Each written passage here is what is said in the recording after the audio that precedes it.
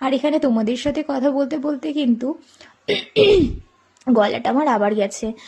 পুরো base makeup থেকে শুরু করে সমস্তটাই কমপ্লিট হয়ে গেল। আর এখানে দিদির হাতে আয়না দেওয়ার পরে কি আর আমি বলি, মানে দিদি তো দেখে পুরো পাগল।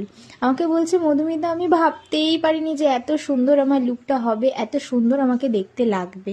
তোমরা একটু শুনে নাও। খুব সুন্দর লাগছে,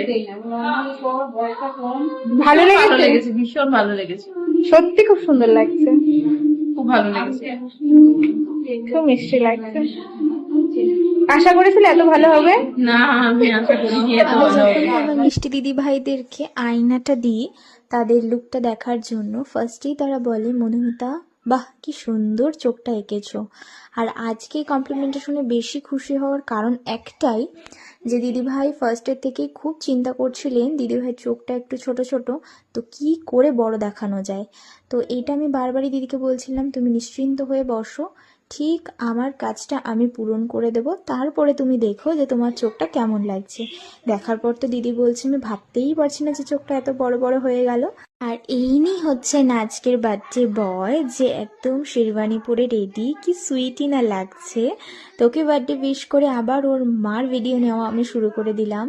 আজকে এই হচ্ছে দিদিভাই অল ওভার কমপ্লিট লুক, মানে এত কিউট লাগছে যে কি বলবো। দিদি স্পেশালি হাসছে যখন, গাল দুটো যখন এত মানে একদম লাল, একদম টমেটোর মতো লাগছে, এত ভালো লাগছিল দিদিকে দেখতে।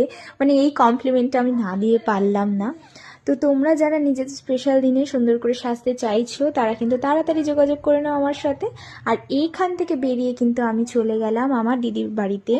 আজকে আমার দিদির বাড়িতে পুজো ছিল, তো সেইখানেই না মানে একদম যেতেই হবে, না যাওয়ার তো কোনো প্রশ্নই নেই। তো গিয়েই প্রথমে ঠাকুর দর্শন করে একটু পাকোড়া খেয়ে নিলাম।